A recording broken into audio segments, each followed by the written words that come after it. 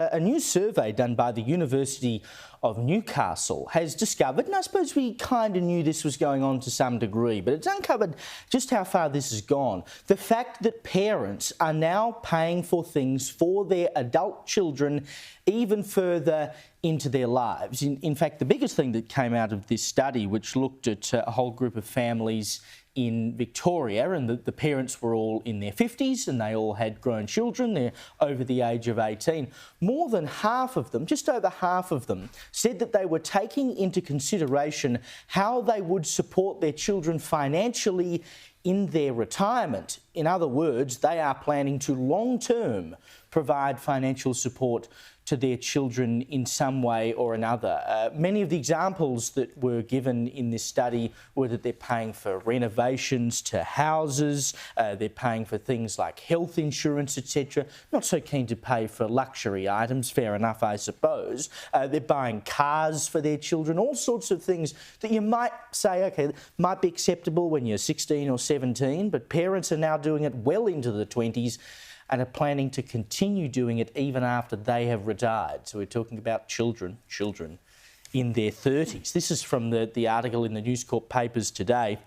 One father said that he used to drive the eldest around and now I've given her a car to drive around in. I mean, how good's that? You just annoy Dad to the point where he says, oh, well, I'll just give you a car to go away. Pretty good deal. Another quote was, parents reflected on how this ongoing support affected their lives, with one single dad saying it was, quote, crap for your romantic life because you just can't have any. To which I'd say, tell your kids to bugger off. Go and live by your own means. Stand on your own 2 feet. Why does Dad have to forego a romantic life because his 22-year-old won't leave home and expects him to pay for everything? I can't fathom this. I guess this is happening increasingly. Certainly not my experience. I wanted to be up and out of there as soon as I could be. My parents don't pay for anything. They've never paid for anything. I mean, for goodness sake, I had to do even my own ironing when I was a kid. It was, you know, if you want something, you do it for yourself. You get it for yourself. You go and earn money. For the short period of time I lived at home before I moved out and bought something, I paid board. I mean, parents don't even do that these days. What is going on with the kids? OK, well, firstly, you don't have kids, Caleb. So when you do have kids, then maybe you might have a different perspective. Generally, people have children because they want to care for them and love them. And if putting a roof over your child's head or helping them with basic expenses like a phone bill or a car is what is going to help them, then most parents want to do that for their children. They're grown children. But grown adults. The circumstances, so the Productivity Commission's released a new report which has found Gen Z, or young people aged between 18 and 34, are in a worse financial position than previous generations. The big concern for a lot of these families is downward class mobility. Parents are looking at their children and going, you are probably going to have a worse quality of life, worse career prospects, a harder time accumulating wealth than my generation did. The least I can do for you is let you live here for free while you save up enough money to buy a house. And this is the thing, our parents' generation, Gen X and the baby boomers in particular, have accumulated so much wealth in Australia's property market. It is ridiculous. And I'm not saying that's wrong, it's just a fact. It is extremely hard for young people to even survive independently in our sluggish economy. So I think this is the sensible thing to do, unless you want your kids at 30 moving back in because they've gone bankrupt. So are your parents paying for anything?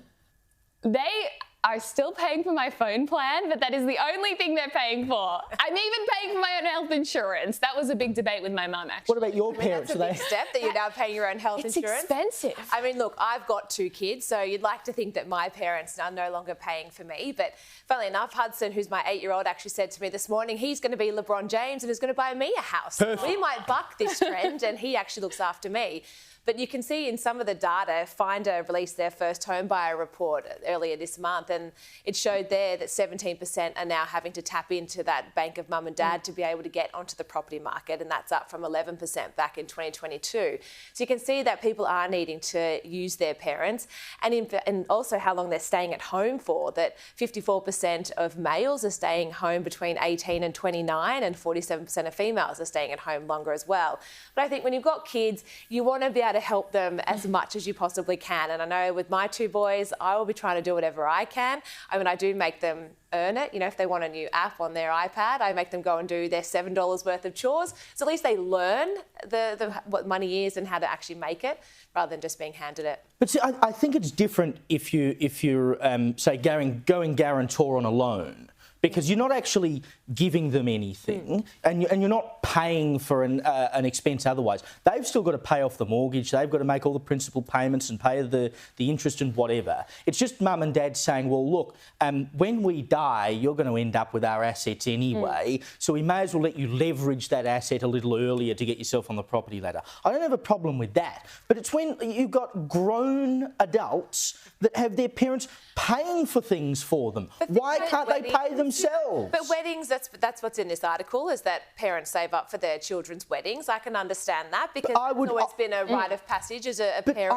I would never in a million years dream of asking my parents to pay for anything. But it's not that you dream of asking. It's often that the parents will offer and say, can I help you with this, or can we pay for this? Yeah. And if you are struggling, you will say, okay, but maybe with your intentions of paying it back, you might not just take it. I do love in the article, though, that the parents don't pay for the children's takeaway, though.